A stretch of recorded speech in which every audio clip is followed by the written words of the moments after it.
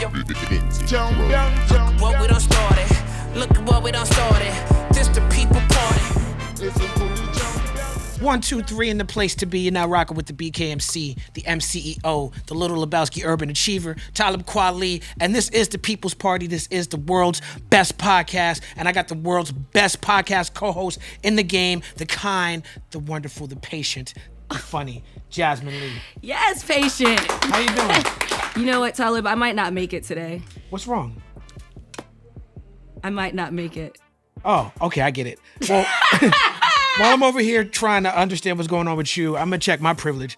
Today's guest actually did make it. He did. He did make it. He's here. Today's guest is a rapper, a singer, a songwriter, an all-around good guy, a producer. He cut his teeth in Ottawa. Over the next 6 years, he dropped a whopping amount of projects, including the Death Before Dishonor series, The Revolution, the Lost Tapes with People's Party alum, Corrupt, The Greatest Dream I Never Had with my homeboy, Tyree, aka DJ Drama. He gonna be mad that I said his real name.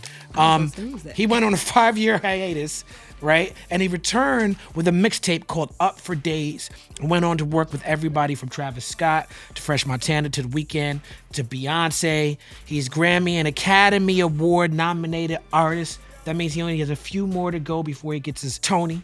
2018, he dropped Immigrant. This year, See You Next Wednesday. Ladies and gentlemen, I want you to put your hands together and give it up for Mr. Stanley Two Bricks himself. Belly in the place to be. Yes, sir. All right now. Peace. How you feeling? Yes, sir. Great to be here. Yeah, man. What's up, Belly? How you feeling? I feel great, man. I Good to see feel great. you. Honored to be here, man. Thank you real. for doing this show. Nah, thanks for having me. Now, Thank you. I wouldn't be honest if I didn't start by telling you that I am a lot more familiar with your music and who you are after I found out I was going to interview you.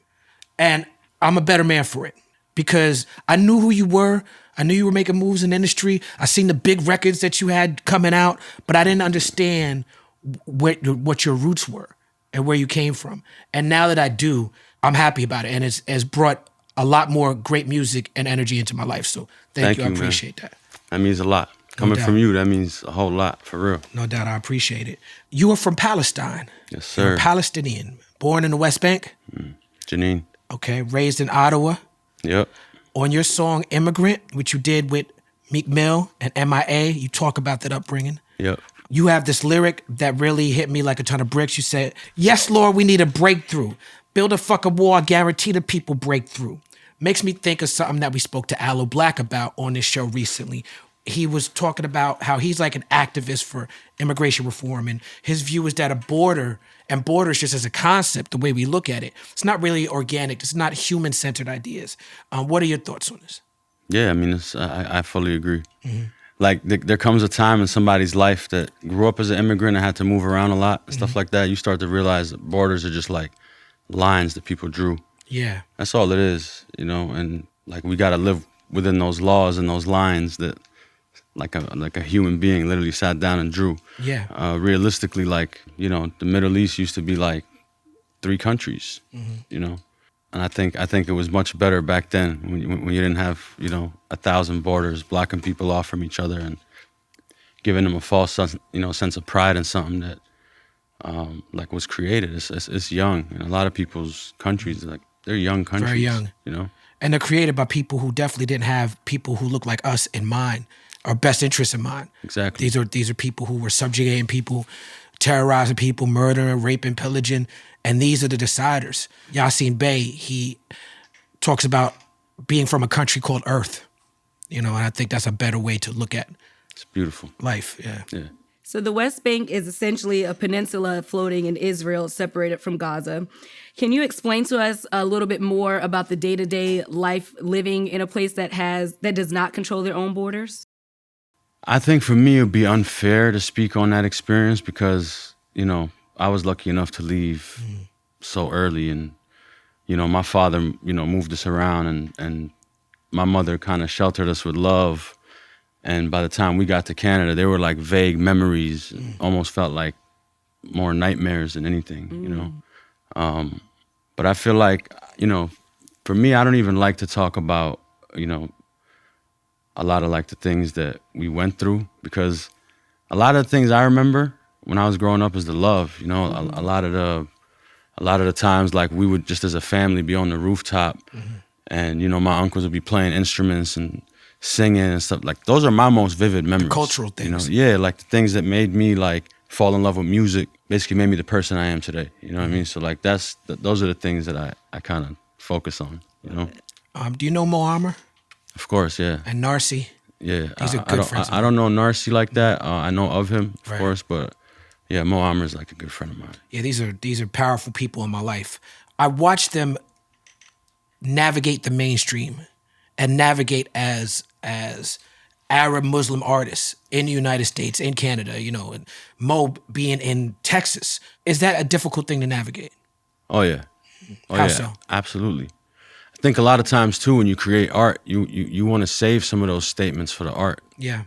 right? Because that's your most powerful vessel that you could get it out. Like I could talk about it all day, but it's not gonna be as powerful as if I write a song about it, right? A lot of times I feel like we're pressured into like speaking about things as artists, or like even somebody like Mo Armour, who has, you know, a big status and people know who he is, and he's Palestinian and Muslim. They're always gonna come back to him and ask him about the situation over there. And it's like, to me, you know, and he's someone that highlighted this to me, is like, you know, his strength is what he does on that stage. You know, he would rather express the point there rather than just be somebody else just talking about it. And it made me realize, like, yo, this is what we do. Like, we got to use this art to stand up for something. That's the best thing that we can. That's the best vessel we got to get the message across. That's right. And you know that I've been trying to apply that. You know. Yeah, I think that these movements are served well by art.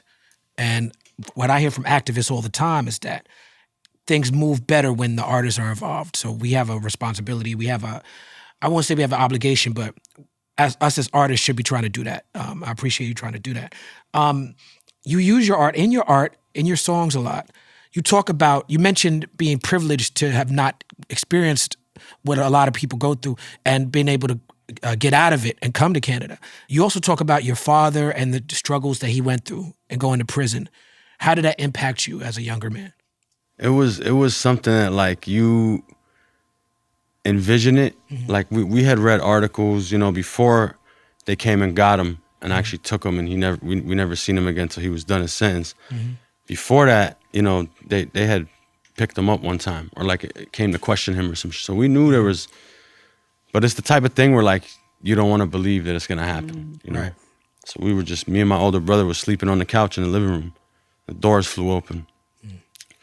And I wasn't even living at the house at that time. I was literally sleeping over, just came to see my parents, that type of thing. And then they just ran up to the master bedroom and grabbed my pops, brought him downstairs. And like, that was the last time I seen him free for the next like 3 or 4 years. Wow. You know, so as a kid, it was just like getting punched in the face by that moment. It's like, I just didn't believe it would ever happen. And when it did, it really like shook us as a family. You know? Crazy. And so you said you weren't living there, so I'm assuming you were really young because you left at 15, correct? And your mother used to be upset, and now she's proud of you. So I would love for you to explain a little bit of that journey. I mean, leaving, it was like my pops was like, Middle Eastern immigrant families are gonna be like, yo, you know, lawyer, doctor, engineer, you know, probably one of those three professions is what you can get into. Right. And then they're proud, you know? So my pops was always like, when I told him I was leaving and I was gonna pursue music, and like, he would be like, man, you'll be back. I was 15. He's like, you'll be back. Right. You know, my mom was upset, you know, like you were saying, but she had a different type of belief at that time.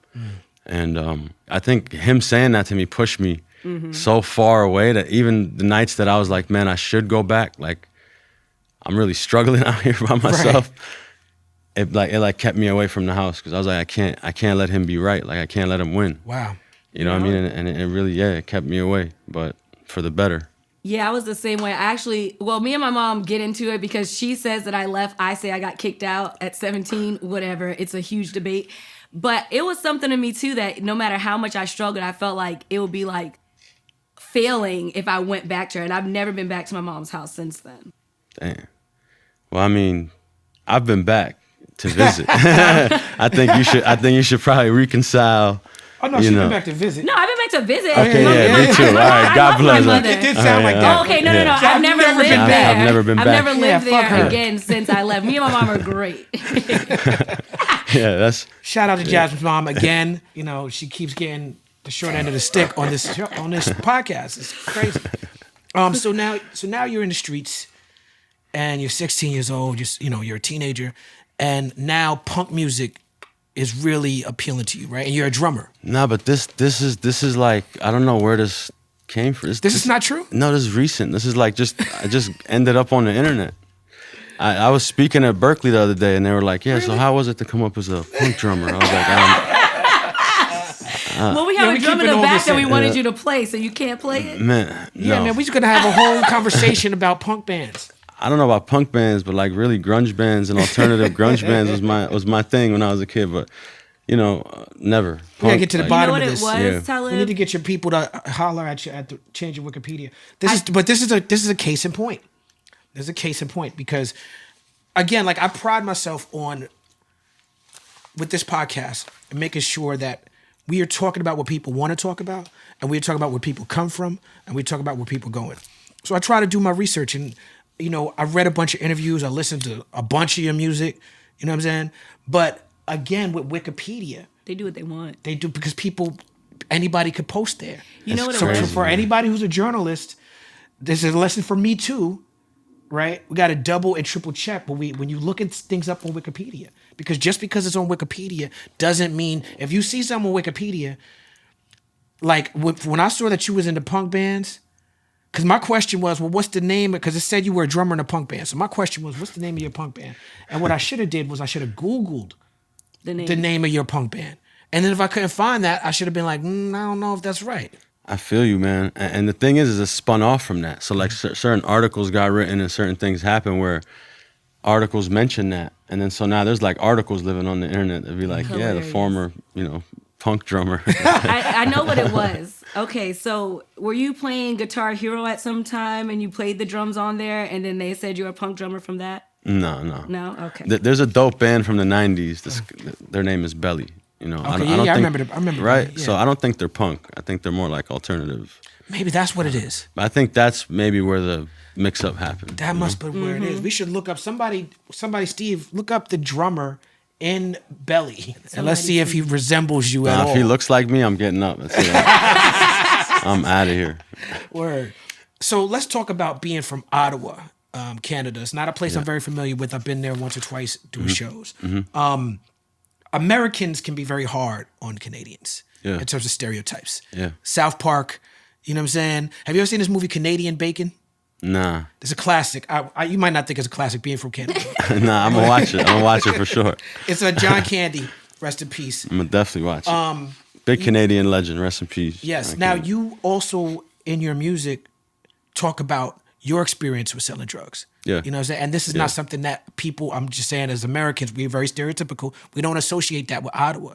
So can you clear, what are the biggest misconceptions that Americans have about Canada and about Ottawa in particular?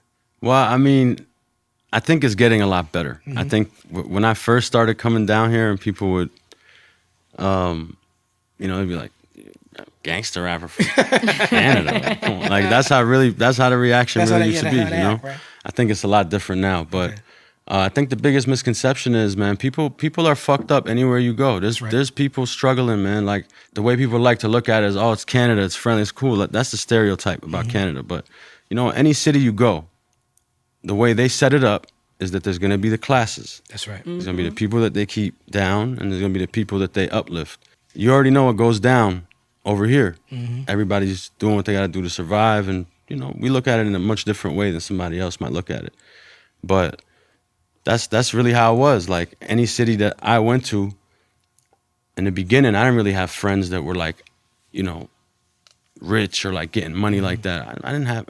I had people that was everyday dudes that I knew, or everyday girls that I knew that I was just going to meet up with, whether in Toronto or Montreal, or so everywhere I ended up, we ended up in these type of places and situations, and that for me, it like shaped a lot of like the things that I was seeing and the things I was writing about and the experiences that I was going through. It was like those type of moments that were shaping that. Yeah. You know what I mean? But that exists everywhere. Like, That's right. Nobody could tell me that's like No, just you're a right. USA You're right. thing, you know? I mean, a shout out to the Canadian artists that have come out before you and represented, from Cardi to Choclair to Maestro Fresh West to Socrates to like a lot of great MCs come out of Canada. Drake, of course, absolutely. To your point, though, Canada has a very strong history, like every other place, of racism, especially the First Nations people, to Black people, to Muslims. Did you experience a lot of this growing up?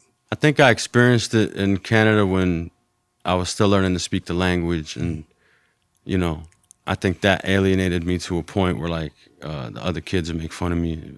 I think like once I learned the language and knew how to move around things, and you know, it got a little better. But I mean, I experienced it throughout my entire life, and in so many different places. So many different places, yeah. Absolutely. Word. Especially airports.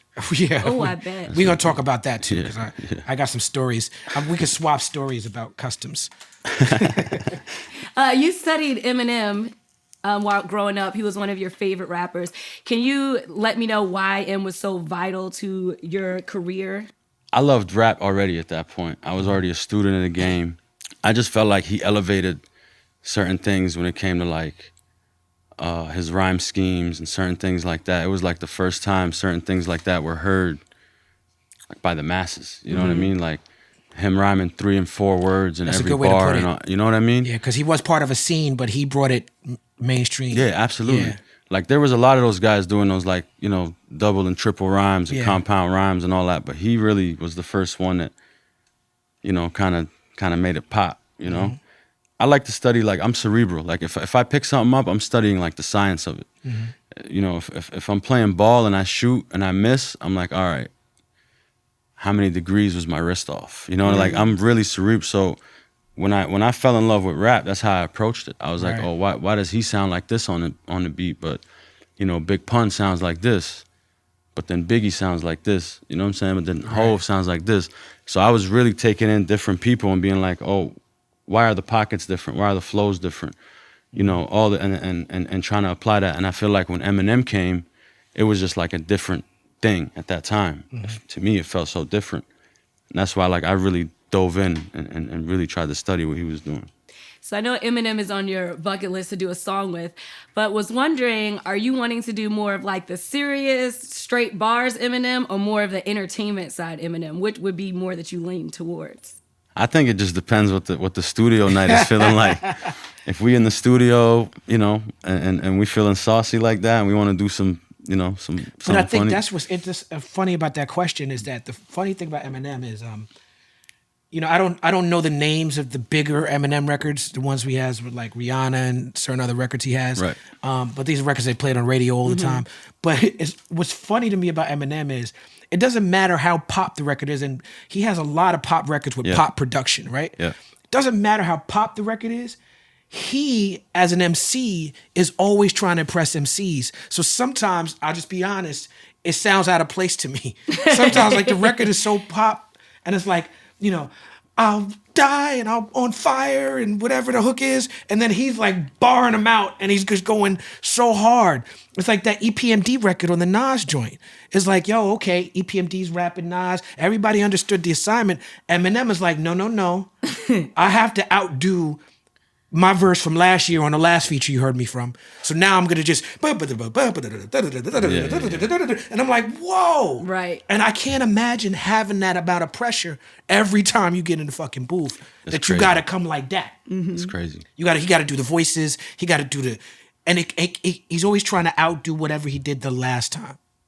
But I guess that's why he's who he is. And the standard is over here. So like Yeah, it's every like- time he's trying to beat that, it's tough, man. It's like the tough. song don't even matter. The song don't. His standard is not the chart position or whether or not it even makes sense on that beat to do that rhyme. The standard is they gonna respect these bars though, and that's it. That's really my approach too, though. It's funny because I never really looked at it like that. That he really does that like that. But that's what I do. Like even if I pick up a trap beat and I'm gonna be in a trap pocket, like I'm gonna make sure that everything, every word, everything Respect I these spit is bars. gonna be barred up. You know. Yeah. I take that approach too. That's mad funny. I probably like subconsciously picked that up. That's exactly what it was. Now, is this true that Sal from EXO was very instrumental in your beginning of your career? Absolutely. Okay, so learning about you, I then learned about EXO, and I understand now the impact and the reach they have over the game.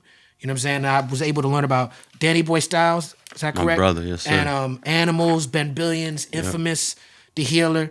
Yeah. This, like I said, you opened me up to a whole new world and these are people who their footprint has been in the game for a minute. Yeah. When I go and did my research, but I'm like, I didn't know the names behind the names. These guys, man, it's like a dream team of people, and I say that obviously the most talented people I know, but on top of that, it's like these are guys that I've been friends with at minimum a decade or more. That's beautiful. You know, so we've all been friends and making music together for that long. So it's like a blessing. Even to hear you say that, like they're gonna be excited. That's man. crazy. You know? What's it like to have been part of these songwriting teams and it's always behind the scenes, but then have transitioned to being more of a frontman? I mean, I like both. I love both. You know, a lot of times when I feel like rap is starting to feel like redundant to me, I've done 100 records in the last couple months or whatever. I love stepping away and being able to be like, all right, let me hear that R&B joint right quick. You know, like I like that. Like I like to be able to get out of the world for a couple months and then I'm hungry to come back to it. I'm like, I can't wait to come back and hear what I did and do more. But you know, for me, it's a blessing that I get to step away and come back. You know, that's a good way to have it set up. Now, tell me how you linked up with K Slay for the Death Before Dishonor mixtapes.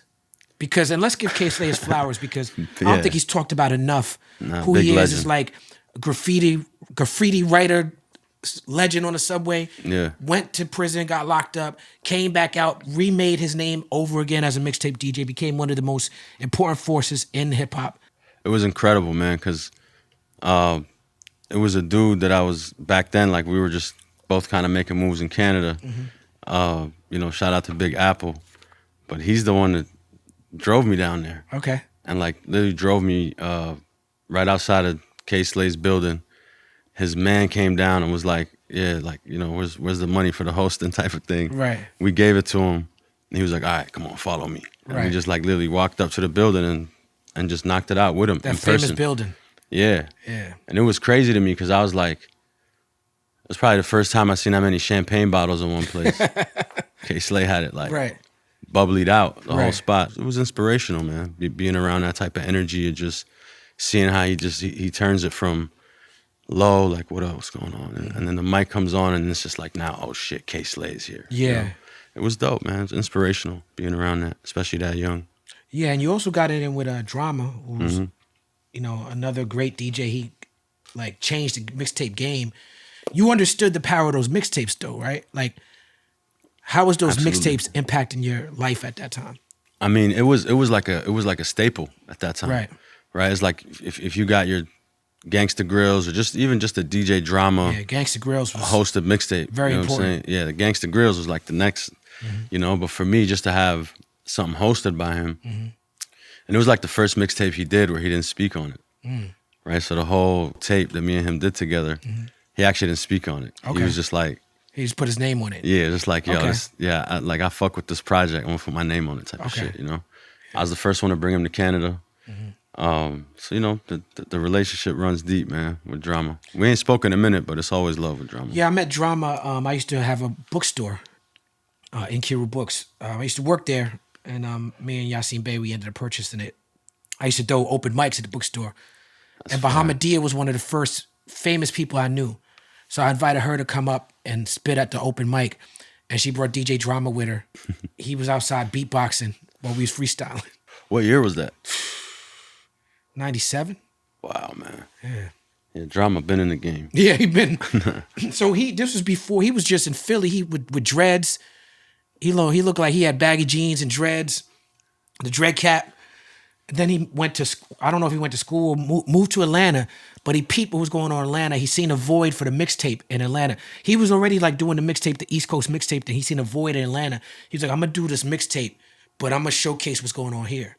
And that was the magic thing. I think that's the same kind of thing that we did. Like when we came and started visiting like New York or Chicago and different places and saw how big the mixtape game was. It's like real rap fans at that time didn't give a fuck about official CDs and shit. Right, They right. wanted the mixtape from Right.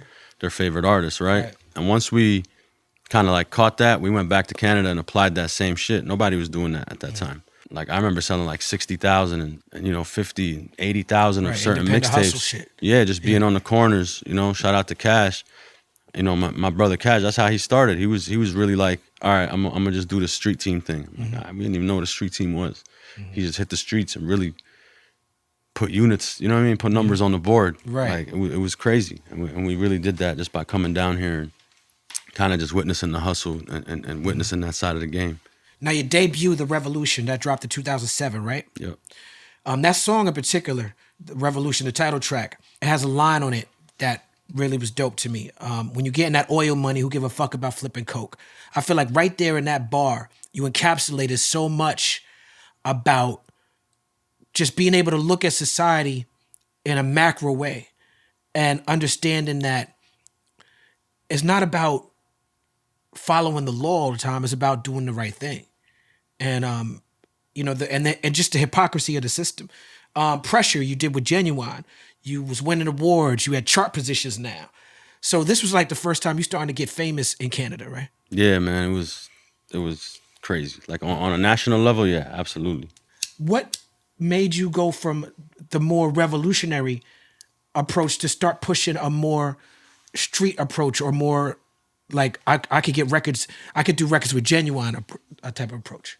I don't think I ever approached it differently. I think for me it's like the guys I grew up on, right? Like I grew up on Big and Big Pun and guys that would be like, you know, I don't want to be a player no more. Right. And then Pun would come back and smash you with 100 bars. You know what I mean? Right. So like, it was, for me, it was like that. I always felt like, yeah, there's all these aspects to my life. I like to party. I Yeah. like to do it. Shit, I want to be in the club and hear my shit. Why not? You know what I mean? Yeah, Like, I always talk about how, you know, when Get By got big, and I used to go to strip clubs, because, you know, that's what you have to do if you're a rapper. Yeah. And they play that record. That record don't make sense in the strip club. And I got other records that would make sense, but they don't know about them records. Yeah, yeah. You know what I'm saying? But it's funny that you brought up Big and Big Pun. Because, you know, it's Fat Joe that was already in the game that was showing Pun, like, no, we got to do a record like this. Everybody know the story about how Big didn't want to do them records. It's like Puff had to convince him. Yeah. But it seemed like you had that mentality, and I'm thinking it's also because of Sal and them who you was course. rocking with. Of course. You know what I'm saying? Y'all had the mentality going in like, now we got to do all these type of records. yeah, I think a lot of the guys around me, bro, it was like the belief between us from the beginning, like, and the belief they had in what I was gonna do and all that. Like it was a dream. It was nothing, you know. So It was all a dream. yeah, for real. So I think for them, like, kind of instilling that in me and being like, yo, don't pigeonhole yourself. Like, Right. you know, allow yourself to make all Whatever different type record. of shit. Like you could do it. If you couldn't do it, I would tell you don't do it. But everyone was always like, yo, don't sell yourself short. Like Word. make everything you can. If you don't want it to see the light of day and you don't want people to ever hear it, that's on you. You still Right. control that. You know what I mean? Right. But Just make it though. exactly, but make it. Yeah. That's good advice. Talib, didn't you just post someone pole dancing to Get By? I did post that. and did Because it fit? It didn't fit. No, but no, it's funny because I told him, because my son was here and he was talking about, he was like, yo, they be thinking just because I'm an activist, I don't want to hear my shit at the strip club, or I don't want to go to strip club. I was like, yo, I'll be going through the same shit. And I was like, yo, but I don't know if I want to see somebody dance to Get By. And then I seen a video of that and I sent it to my son and I wrote, I stand corrected. You know what? I think that you should do a remix with Diplo, and he will make it a twerkable song fit for the club. man. You know, I don't know. I don't know if that's the right move. Get by too classic. Anywho, in 2009, you did Hot Girl with Snoop, and then 2011, you did a whole album with Corrupt, The Tapes. Lost Tapes, Yeah. hosted by DJ Ill Will. We've had a bunch of LA legends, Corrupt included. How did you end up collabing with these two LA legends? Well, at that time that Snoop was coming down to Canada to do like a nationwide tour, that's at the time that Pressure was kind of doing his thing. So I got asked to join the tour. So it was Snoop, Ice Cube, the Dog Pound, and me. That's a hell of a tour. Yeah, it was 31 dates across Canada. Wow. And then that's how, I met everybody and kind of became cool with everybody. By the time we got back, we started on the West Coast. By the time we got back to the East Coast in Ottawa, I just invited Corrupt to the crib. I was like, yo, I got a studio in the house. Just come, stay at the house. We had like 3 or 4 days off. And we just knocked the whole album out in those 3-4 days. That's smart. I believe That's it. the way to do Corrupt he definitely loves the company, and he's definitely a hustler. So I'm not shocked that you guys could do that in 3 or 4 days. Yeah, and he's on the spot, man. We did Corrupt on this show during the pandemic, during the lockdown, and we did it on Zoom.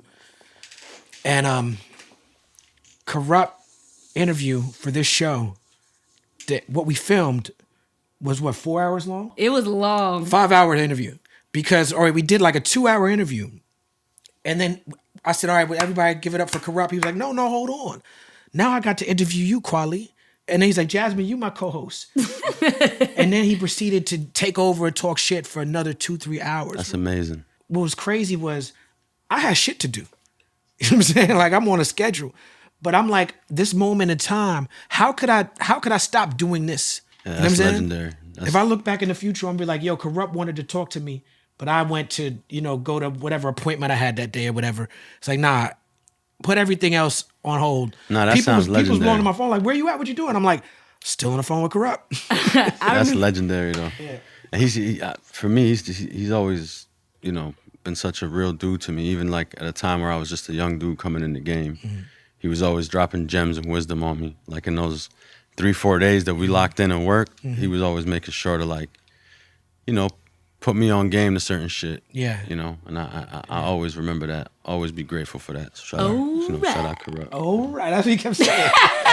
Now, early in your career, there's footage on YouTube of Drake saying that the city is nothing without you, right? And then y'all worked. Y'all made a record, Make It Go. Yeah. And that's like auto-tune Drake, which you don't get to hear that much of. You know what I'm saying? Yeah. That's like young Drake. Tell us about your feelings on Drake's impact on Canada and the world. I mean, you see it. Yeah. Everybody sees it, man. Where he started out from, especially where we come from, you're already against, the odds are against you. Yeah. So to beat that, and then to beat the mountain when you get here, that's a whole special thing, man. Yeah. So there's a few Canadians that have done it in recent memory, Yeah. Shout out to the Weeknd, my brother Abel. Absolutely. Another one of the guys that kind of beat those odds.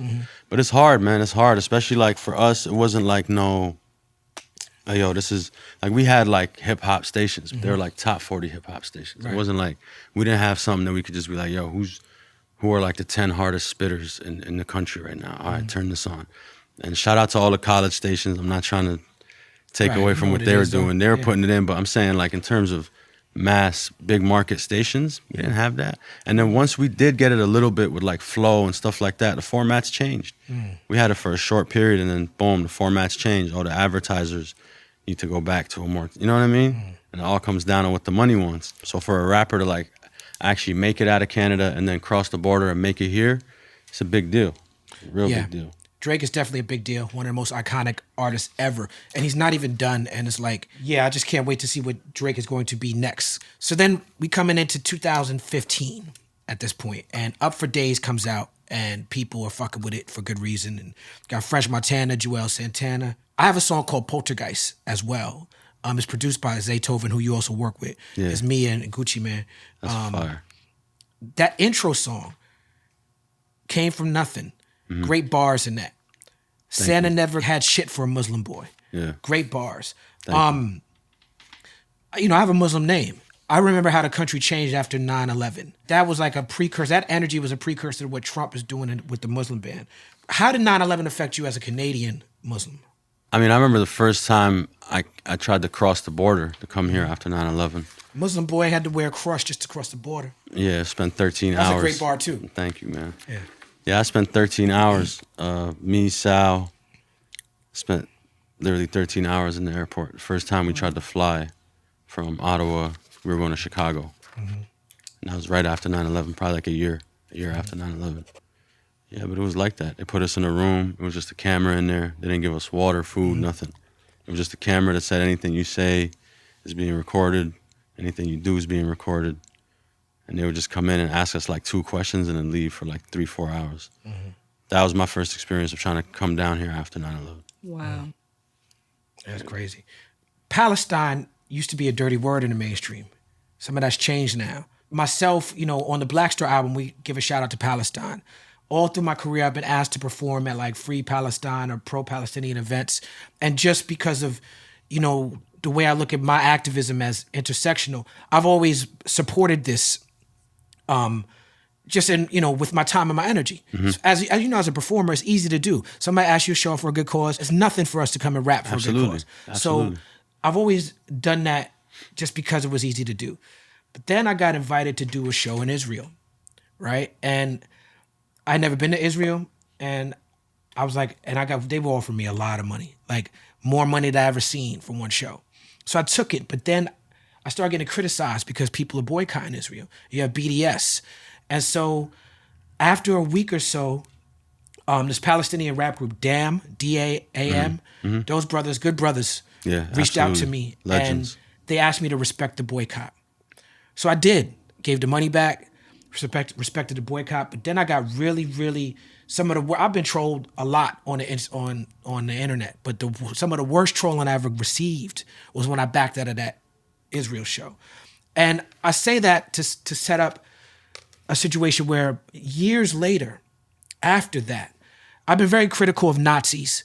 There was a venue in Kansas City that had Nazi band come in to perform, and I pulled out of the show because I'm like, I can't perform at a venue that has Nazis performing there. Right. And so that made these Nazis in Germany very mad. So they started a campaign to whereas in Germany a couple of years ago, they came up with a law that said if you were supportive of BDS, which is boycott, divest, and sanctions on Israel, if you are supportive of it, then we consider that hate speech. Now, Germany obviously has a vested interest in trying to prove to the world that they are on the side of Israel, clearly, right? But in my estimation, saying that you support the same strategy and tactic that people use to try to change the apartheid situation in South Africa, saying that you're supporting that as hate speech, especially if you're an artist saying it on a stage, to me that was going too far. And it didn't matter how I felt about it. All my shows in Germany were canceled. Germany, as you know, for hip hop, we do very well in Germany. You know what I'm saying? Germany is one of the places I go. I could do a whole tour, a whole month in Germany, just German cities. Yeah. Every show I did in Germany got canceled. And they started being like, Talib Kweli is anti-Semitic. And so I share that story because I asked a bunch of my peers to sign a petition to say that the way I was being treated was unfair. And some of my good friends who are in this business, most of them did not sign this. Some of them gave me reasons. Look, I got to work with this person. I can't be out here talking about Free Palestine. That's not what I could be doing. And I'm like, okay, so I'm just out here by myself. You know what I'm saying? Yeah. With like, it's just me and, you know, Roger Waters. that's it, right? But recently, with the events that happened this year, you start to see Rihanna tweeting, Free Palestine is sexy. You start to see a change of it. So I just wanted to get your thoughts on this. I know early in the interview you said you don't like to talk about this stuff in interviews, which I understand and I respect. You want to deal with it in your music. But I just want to see if you had any thoughts on my experience. I mean, to me, when it comes to protest, when it comes to boycott, when it comes to, you know, standing up for something, freedom of assembly, you know, being able to get together and be like, we all don't agree with this. You know, that's our, you know, that's our God-given right. Whether it is in the law, but whether it was or not, that's always going to be the power of people is to get together and, you know. So I think, you know, trying to stop any of that is crazy in itself. You know, I think people should, no matter what they got a problem with, if they want to boycott it for some reason, they should absolutely have the right to. You know? And I feel like even if you're a company, right, and you don't want to get boycotted, just don't do no whack shit. I agree with that. You know, if you keep shit cool and you give back, and you know, the people are not gonna they're gonna love you. You know, and that's what it comes down to. So I think people should always have that right, and nobody should ever try to take that. And I think, you know, for you to stand in support of something you believe in. I'm not saying everybody should agree with you. No, there's definitely going to be another side of the coin, right? Right. But that right should be yours without that cutting into anything that you're doing professionally or anything. You know, that's your right. To me, that's how I look at it. I agree with you because I'm not even like the BDS dude. I'm not out here waving the flag, shouting BDS, wearing T-shirts, none of that. I was just like, okay, people I respect ask me to respect the boycott, I'm gonna respect the boycott. But because I think I just be talking too much. That's what it is. I be talking about shit too much. They be like, no, we don't go get him. I be opening my mouth. It's all perspective too, man. You give people a perspective they might not have seen before. You know, whether in your raps or when you speak, it's like that's dangerous. You know, that's something a lot of people don't like. You know, right? Not just in this specific situation, but just people that are in power in general in any situation don't like to see free thinkers. That's true. That are eloquent. And it was not an opportunity missed because if it was for you, then you would have been there. So, That's true. I agree with that wholeheartedly. Absolutely. I want to talk about the impact of Might Not with The Weeknd. Can you take us through your relationship with Abel and why he's such a special artist to you? I mean, as an artist, we all see the stats. We all know the guy's a genius. If you don't know, do a little more research. Believe me, the guy's a genius. Like, he builds a world every time he makes an album. He brings people into that world, and we all kind of got to exist in that world. And it's really his thing. So I think as an artist, not enough could be said about his genius. But as a person, he's always been A1. Always been loyal. Always brought up the fam with him. Those are things as a person, as a friend, you look at and you're like, okay, yeah, that's solid. You know what I mean? So I know a lot of people know the artist, but I think the person is even doper than that. Oh, and can you take us behind the making of the song? Honestly, we just got in the studio and just said what you were feeling. We wanted to make some shit that was just like, we were kind of like in that type of. A lot of people be feeling like that. People related to that song in a huge way. Yeah, and that's how we felt, kind of like by the end of, because it was probably like the 4th record we made that night. So by the end of the night, we were like, might not make it. I might not make it through this one. Right. But yeah, it was really like every record we make, we really just get in the studio and whatever the vibe is, we kind of go off of that and just build. Yeah, 2016 was a huge year for you. You dropped a bunch of things. Another Day in Paradise. The title track has some great bars. When you said dreams of killing the Apollo like it's Rocky IV, a lot of people, that's a special primo choice select bar for certain individuals. Thank you. It's all love. Stara, am I saying her name right? Stara. Yeah. Shout out to Stara. That's a great song. It interpolates Miss Hill's Lost Ones. Miss Hill had a huge impact on you? Absolutely. Yeah, man. Tell us about that. Soundtrack, man. That's a soundtrack. It's a soundtrack to life. That's a soundtrack to an era of my life, man. Yeah. And one of the most important eras of my life. So it helped me deal with heartbreak and grief and all that. Yeah. So it was instrumental in me growing up. Have you ever heard my song Miss Hill? No. Check it out. It's a song I wrote about her. It's called Miss Hill. I'm listening to it on the way home. Yeah, check that out. Yeah.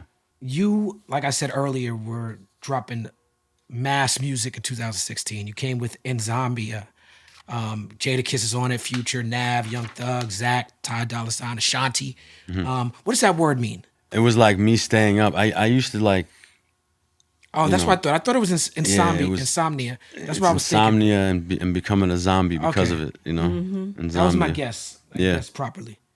That's what it was. It really was that literal. Walking Dead. Yeah, that's what I felt like. Word. On Re-Up with Nav, you say, I talk about drugs like I'm glorifying. The truth is that I'm fucking horrified. Great bar. Thank you. Might Not is also about this type of subject. Or what does it mean, or immigrant? You talked about overdosing at 16. With so many younger rappers in this generation overdosing and a lot of the older rappers being judgmental of this generation, what's your take on hip-hop's obsession with pills? And what do you think we should be doing about it?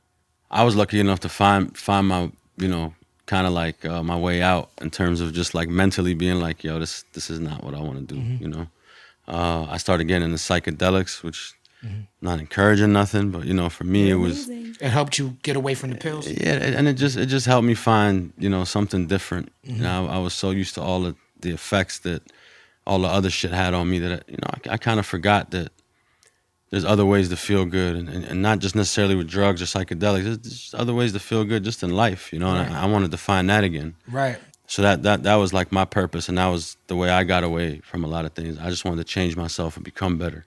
I think the obsession only stays because of us rapping and singing and not just us, but in the entertainment world in general, shows, movies, video games, all that, you know, not the sound, whatever, but just, you know, we glorify some of these things, you know, and at the age that I started popping pills, I didn't know no better. I was literally just like looking around and being like, oh shit, all right, it's the cool thing to do. Shit, give me one of those. Like it was really like that type of vibe. So I think if I wouldn't have learned it from somewhere, like, you know, was encouraged kind of. But you also said you had good people around you. You were blessed with having good people around you, as opposed to people who go down those rabbit holes. But you know what, they man? Don't have people around them. I hid though. I was at a point. You hid from the people. Absolutely, I was. But good that's at because it. they were good people. You felt bad. Absolutely, I would be fucked up 3 days in the studio. That was like really the first studio I ever worked at. So you know, I'd be there for 3-4 nights in a row, nonstop, and that's how I was staying up, by doing that. So Sal or somebody would come by, and you know, Sal was one of those people like, yo, don't be popping pills, don't, you know what I mean? Right. So he would come by, and this is when I'm like 16, 17. I could just turn it off, bro. I could just be in there like normal, like nobody would even know nothing. But you know, I think back now, and I'm like, damn, like that's really going to such far lengths to hide something, you know? Nowadays, if I can't talk about something openly that I do, I don't do it. Right. An interview with Nessa, and shout out to Nessa. Yes, shout out Nessa. Nessa is she was very supportive of me when I first started my career. You said that people think you are unapproachable or mean, right? And that made me chuckle because people have said that about me. Tierra Whack is an artist that I really enjoy her music. I was reading this interview with her, and she was like, I did a show, sound set in Minneapolis, and I was trying to catch her show. I really wanted to see her show, and I didn't get to see it. I read this article. She's like, yeah, I was in the room with Talib Kweli, but he was looking mean. So I ain't say nothing. I was like, what type of fuck shit is that, Tierra Whack? You know what I'm saying? So why do you think people say this about us? Honestly, man, look, man, you're my guy. Rest in thug faces. But I've had a Tierra Whack moment, man. Really? Like, yeah, with like, her particularly? No, with you. With you. Me. I'm talking like 2003 or please 4. tell me about that. Toronto. We was in Toronto. We was in the club. You had like a section, and then I seen you. Well, I was like, already oh. know how this goes. I was like, oh From shit. the way you set up the story. I just walked up like, yo, what's up? What's going on? And it's like, you said what up and all that. Like, you know, you dapped me up and everything. Everything was cool. But I was like, man, this motherfucker cold, man. What year was this? Probably like 03, 04, like something like that. So I'm gonna be honest with you. Tierra Whack, this happened with her like maybe 4 years ago, maybe. 03, 04, Get By was out. I was working on Beautiful Struggle. I was probably very drunk and very high. If I was in a nightclub in Canada, in a section, for sure, I guarantee I was a couple bottles in. I was very drunk, and I probably was just probably trying to hold it together. Yeah, it felt that way. I'm not gonna lie. I never took it personal. You know what I mean? I was just like, nah, because you know you dapped me up and shit. I was like, nah, he kept it real at least. No, I'm gonna tell you what's crazy. You have resting, don't fuck with me face. I think I've developed that as a defense mechanism on purpose. I don't know. I didn't know you before. It's a good way. It's a good way to just pre-curve a situation. But I think it's also like, you know, the way that you approach this is not like in the Nessa interview. It struck me. She was giddy almost with the fact that you were so nonplussed. She was like, yo, you were just not like one of these industry dudes. Like you could just step away from all of this. Yeah. Yeah, she was just like, yo, she just couldn't find the words to describe how you were not trying to clout chase. And I think that's what I think it is with people like you and me. I feel like what you saw that night in the club is me just being like, I'm just trying to get high, I guess. No, the energy wasn't a bad one. That's good. It was just like a cold one. Just a cold one. Cold. I just did a book signing, right? They had the people waiting outside in the cold. and I pulled up. I'm like, yo, why y'all got the people? They said, well, the doors don't open to this time. I'm like, yo, it's cold. They got people with babies and shit. I'm like, you just let them in. And then the guy didn't recognize me, which that threw me off. He's like, I'm sorry, sir, what's your name again? I'm like, I'm Talib Kweli. He's like, oh, he's like, we're gonna sign my book, right? we pop in, and the dude is like, they didn't have their COVID protocol right. Now, keep in mind, we still in a pandemic. I still, you know, I want a partition or something, you know what I'm saying? And they just didn't have their protocol right. But now I make a decision, like, if I act up, I'm gonna look like the diva. So let me just go ahead and meet the people, and that's already a risky thing for me to be doing a book signing in this era. But I figured out a way to do it safe, you know what I'm saying? I'm like, meet the people. The dude, the organizer of the book signing, when they realized they didn't have enough books, he was like, well, let me get mine signed now. Let me get 5. And he started, and I thought that was whack. The organizer? Yeah, the organizer event was like, I'm gonna get my books first. That's and fucked so up. now all these things have happened. So now my energy's off. Right. But I'm still like, I committed to doing this. You know what I'm saying? And then the organizer's like, yo, in the middle of it, not at the end, he's like, yo, can you take a picture with me? And I was just like, my energy was so off that I took the picture with him. But I just was like, I just took the picture. I didn't put no effort into the picture. He came back 5 minutes later. He was And like, asked for another picture? he was like, yo. Shut up. This is what he said verbatim. He was like, yo, can we take it again? Can you try to smirk or something? Who is this guy? He hit me with the, can you try to smirk or something? I was so hot when he said that because I was like, first of all, I feel like I've been way too gracious with my time already. I really did attempt to smirk, and I just couldn't bring myself to do it. I just couldn't. So I took the same picture again with the same face. Yeah. Yo, that telling man you. is bold AF. I've experienced it, man. Then one of the people working with them comes and says, you all right after the event? You all right? I'm like, I'm good. She's like, are you sure? I'm like, why are you asking me that? She said, because they was in the back talking about how you got an attitude. Oh my God, who are these people? Yo, they came and snitched on them immediately. They was like, yo, they was in the back talking about, he got his vibes is off. He got bad. I was like, well, actually, I said, now that you mentioned, I wasn't going to say anything. But then I listed everything that was wrong that I said, no, I didn't complain about any of this. But now I'm going to complain about all of it. And then they went back and probably talked some more. Nah, yes, I put the one who snitched on them, I invited her to my show that night. I took care of her and people. That's what's up. You good at the show. That was her plan, Talib. That was her whole plan. That was her whole plot. Yeah, it's hard for me, man. Even when I smirk or smile, like the other day I was in the car with my fiance, man. I was in the passenger seat. And I looked out the window. There was a lady at the light, window half down. I just tried to smile like, I guess I look like a psychopath when I smile. 'Cause she rolled up the window so fast. I was like, oh, man. Right, so you gave up smiling at strangers That's now? that Aries Yeah, in you. and the funny thing is, like Dina, my fiance was like, she was like, you see, I told you. You look mean. Like, you looking mean all the Resting, time. don't fuck with me face. Resting, don't fuck with me. I be trying to smile at people. She's like, it makes it worse. I said, all right, I'm going to stop smiling. That's a good woman you got there. See, I can't stop smiling. I smile when I curse people out, so they think I'm crazy. Yeah, you got a great smile. You have one of the best smiles I've ever seen. Your smile is like 50% of why you got hired. And this is probably the longest job I've ever had in my life, so let's just keep it That's like that. because of that smile. Yay! There you go.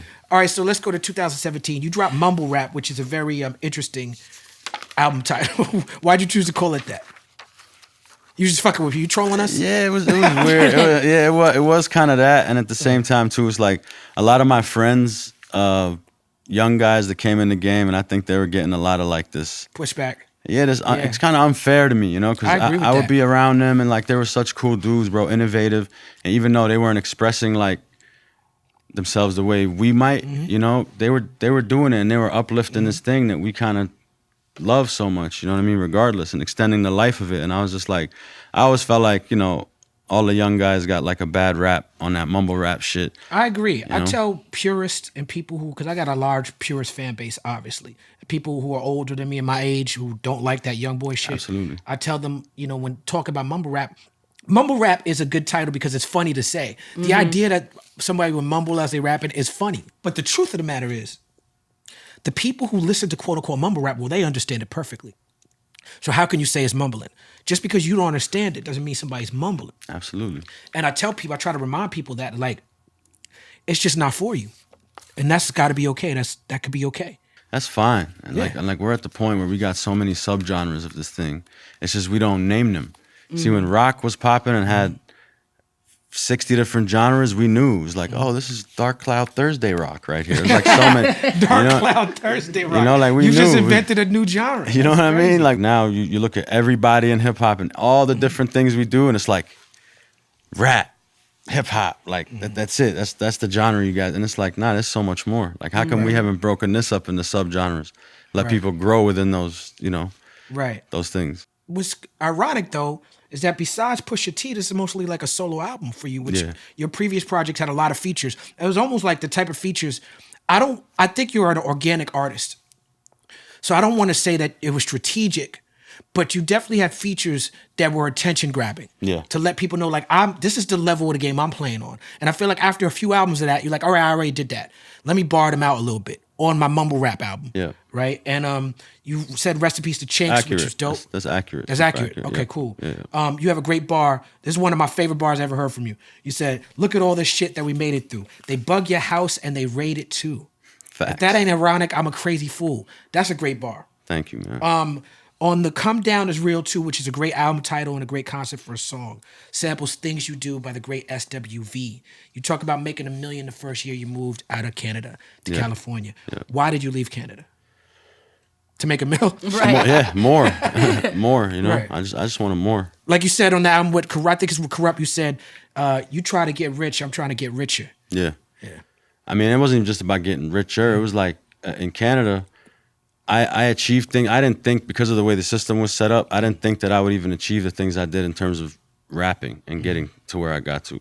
And then once I really started reaching those heights, I was like, okay, what's next? You know what I mean? Like, then you start to look down south. You're like, all right, I gotta go play where this is like the most competitive. That's Canadian, very Canadian of him. Look down south. I was like, you went to Texas? What are you talking about? No, but down south from where I was at. Yeah, exactly. I'm like, on the whole U.S. But yeah, I was looking down south a lot too. We though, the Mexicans to them. Yeah. That's how it felt for us. Like looking down here and being like, okay, this is where the competition takes place. This is where I want to be at. Right, no doubt. You used to dream of working with Jay-Z, and now you're friends and you're signed with Roc Nation. How important is Hove to you, and how did you feel being a part of Roc Nation? I mean, it was at that moment in my life, like I had kind of felt like I didn't even know if I would ever sign to nobody. Right. Then I put out Up for Days in 2016, and my life changed from that, because like Hove heard it. I got a call from my brother Gabi. He called me. He was like, yo, I just got a call from somebody at this restaurant saying Hove is listening to Up for Days.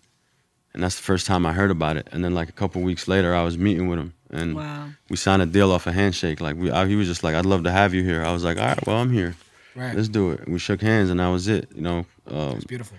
Yeah, it was like one of those. And he's somebody that I always looked up to. And like, I would write things, and there's guys in my head, obviously, that I would be like, I don't want to embarrass myself if certain people hear this. You know what I'm saying? So let me rewrite this right here. And he's one of those guys. He's one of those guys. Like Biggie was one of those guys for me as a kid. I was like, if Big was in the room, would he approve of this? Like I really used to write raps. What would Biggie do? Yeah, like that type of energy. When it came to guys like that. A lot of people here have talked about the unique style in which Hove operates. Do you have any cool stories to share with us, or a piece of wisdom that he gave you that stuck with you? Nah, I wouldn't say like stories, like, I ain't really, me and Hove hung out probably like 4 or 5 times, so it's not a lot that really went down. But I'll say like somebody of just being where he is in life, every time I finish an album, until this COVID time, where, we didn't do the listening session in person. Every other album I dropped on Roc Nation, like he would make the time to pull up, sit down, listen to the album, be like, yo, how you got this song on number 8? This shit should be number 3. Right. Like, and just really putting his hands into the project and taking things in and listening. And I was always like, man, like, that's great. I pray to God that I have like, this type of energy towards this. When I'm not only Hove's age, but when I've accomplished everything that he's accomplished, in my own way, let's just say that. Right. I understand. Tall mountain to climb. That's what I mean? right. But, That's the, but in my own way, what I'm saying? Right. You writing songs with Beyonce, you know, having meetings with Jay-Z, like, you know, all that stuff you know, worked on the weekend stuff, like all this stuff you do. Jay-Z in his book talks about how it starts with the MC first. And it's like through this conversation as I'm listening to your growth, I always hear the Revolution song in my head. Like that was him as an MC. Like I just got these bars. And then you figured out a lot more pieces of your puzzle over your career. It's beautiful to listen to. Thank you, man. Your new album, latest album, See You Next Wednesday. You have described it as one of your best yet. It's stacked with the features again, Moneybagg Yo, Gunna, Lil Uzi Vert, P&B Rock, Big Sean, Benny the Butcher. You came out the gate, well, it's not the first song, but you, early in the album, you are demanding your flowers on Flowers. You like, at this point, fuck it. Y'all have to give me my flowers. While I'm here, I could disappear. Why did you feel the need to do that at this stage? Oh, man, what's that line from Dark Knight? Where is she? I'm shocked Khalid doesn't know it. Yeah. You live long enough to see yourself become a villain? You know, it's like one of those. It's like, Word. you know, at some point it's gonna be like, yeah, you know, I love being humble, and I think it's like one of my good qualities. But if it gets to a point where I feel like, yo, I'm doing a disservice to my art by not speaking up and saying something, then I'm gonna have to say something. You know what I mean? And that's what I feel. That's like the stage I feel like I'm getting into now, where I know amongst my peers there's a lot of respect and stuff like that, but it's like there's like, for me, there's like something missing. It feels like there's like this stepping stone that I haven't gotten over or something. You know what I mean? So I do. Once it gets there for me mentally, I can't even promise people what type of person I'm gonna be. I understand what you're saying, because like I said to you, it was like I wasn't as familiar with you as I should have been. And I've enjoyed becoming familiar with your music, but you got signed to Jay-Z and got songs with Drake and got songs with Timberland and Pharrell and ran with Beyonce and got a record with Nas before I got familiar with you. So I imagine in your head, you're like, yo, I'm doing what people dream of doing. And still a lot of people are not checking in the way that they should be checking. Yeah. Yeah. I mean, it always feels like that. And for me, like at first, I had like the approach of being like, you know, if I'm underrated, it's my fault. I still feel like that a lot of times. I'm like, man, you know, there's times that I could have took opportunities. I could have showed up to shit. I could have, you know, I could have been more of a, I don't know how to say it, like somebody But you're that not was cloud chasing, like you said. You know what I'm saying? Taking breaks. Yeah, Trying to live life. And I always thought that type of genuine approach for me, you know, would go a different route. Let's just say that. Right. But then again, I don't wake up ungrateful. I wake up grateful every day. It seems like you're living a very beautiful life. Yeah, God bless, man. I get to wake up and do what I love every day. Yeah, Amen. That's the key to success right there. Yeah, That's what I tell people. That's the secret. You know the book, The Secret? They want to sell that to you in a book. I'll tell you for free. Do what you love for a living. That's really all I really do is just wake up and try to find shit that makes me happy, and then treat that like it's a job. No doubt. Right, because the most frustrating days, at the end of the day, you're still going to be doing what you love. When Yeah. you're frustrated, working at a dead-end, bitch-ass manager job, it's like, fuck. Die For It with Nas in the Weeknd. This video is dope. Thank you. Thank you. What was it like working with Nas? Obviously, he's a huge inspiration to all of us MCs. Big legend, man. Yeah. It was really one of those moments like me and the homies were like little kids in the room listening Right. back to that, you know? And what can I say, man? Nas, another one of those guys growing up. I was definitely a student of what Nas was doing. Yeah. You know? Me So too. to get to work with him eventually was like a dream come true. Word. You got this record, Requiem, with Nav again. You work with Nav a lot. So you got to Yeah. shout him out. Shout out to Nav, yeah. It references the movie Requiem for a Dream. You know this movie? Of course, yeah. It's one of my favorite movies. Me too. Jared Leto. Marlon Wayans, one of his best performances of all time. Darren Aronofsky. I remember going to see his movie Pie in the theater back in the day. And then he went out after Requiem for a Dream. He did The Wrestler and he did Black Swan. Wow. Your video for Ballerina is like some Black Swan shit. Yeah. The influence from film and my music and videos is always heard going to it. be there. I Always, saw it with the videos. You reference Reservoir Dogs in your lyrics. Certain key things you say. I'm like, this guy watched a lot of movies. lot, man. Yeah. It's at the point now where I'm kind of cursed because I feel like I watched everything. You know? I'm gonna have to get your information. We could exchange film titles. Yeah, please. Yeah. Please, man. Because I'm always looking for something new to watch too. And then you pay tribute to Wu-Tang, which is a beautiful thing. You sample Old Dirty Bastard. Yep. We just had Capadonna here. I told him that I finally come to the conclusion, and maybe I'm late on this, but I'm like, I have to say it. Wu-Tang is the greatest group of all time. Like just the impact of the game. When you look at the chart, someone did a scientific chart of the rappers with the most vocabulary, and Wu dominates that chart. You know, what made you want to do a song called Wu-Tang? Because it's very deliberate, this tribute. Man, Wu-Tang. Wu-Tang. Huge part of my childhood, 36 Chambers. They are for the kids. I definitely know that album word for word. Probably till now, I still know that album word for word. Like, that's how much I listened to that album. So it was like that influence, you know, and when I was first coming up, like Raekwon used to just pull up on me in Toronto, just like out of nowhere. Yeah, we had Raekwon on here. He talked about having this barbershop in Toronto. I didn't even know what was going on. I was working in like a basement studio. It was literally rats running on the floor. Like, it was like run down shit. It was the only spot we could really get for that budget. So we were like, fuck it. Got a mic and had a dope board. I had like a Neve board. So we were really utilizing it. And then the door opened and Raekwon just walked in one day. I'm like, what the fuck is going on? Wow. Right. And he did that periodically, you know, for some time. He would just pop in and be like, yo, play me what you working on. I was like, yo, this guy is the coolest motherfucker. Like, taking time like that, you know? Yeah, it was super dope. Super dope. So, you know, instrumental group to my whole life and then like my rap career for sure. Yeah. You got to work with Timbaland. Yeah. On Fool's Big Gold. legend. If you had to do a versus, who would you do a versus against?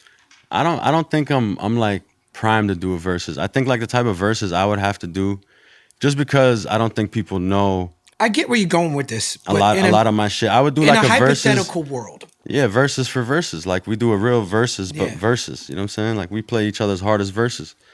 Like, rap shit. Word up. Pull up songs people might not even know, but the bars is gonna shine every time. People don't gotta know it, you know? And you feel like if you did that, you like, I got smoke for everybody. Everybody. Yeah, I feel the same way. Yeah. Yeah. We should do a versus. Come on. Word up. And finally, what is next for Belly? Let me not say that. Let's not do a versus. Nah. He had to take away It's all in good fun and competition. Not a competition. We're not going there. I will say that, again, and I will drive this point home before you get to your question.